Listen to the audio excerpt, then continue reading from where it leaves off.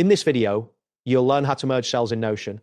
This process will help you organize your data more effectively within tables by combining multiple cells into one. Begin by navigating to the Notion website. Ensure you are logged into your account. If you are using a slow internet connection, loading times may vary, so be patient while the page loads. Once the main interface appears, locate the title of the page where you want to create or modify a table. Click on the title to enter edit mode. This action allows you to make changes to the content of the page. Next, type in the desired name for the page.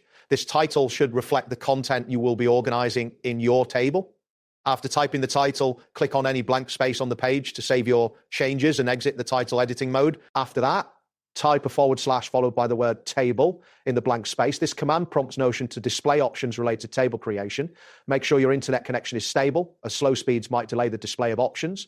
Once the options appear, click on table to insert a new table into your page. A new table will be created ready for you to input data.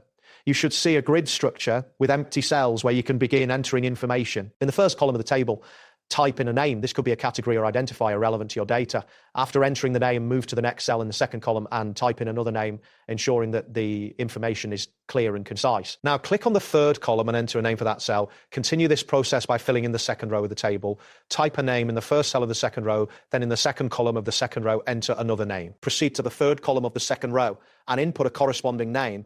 After all cells are filled with the necessary data, click on any blank space in the table to ensure all entries are saved appropriately. Now, to merge cells, type /merge column in a blank space. This command will activate the merge function.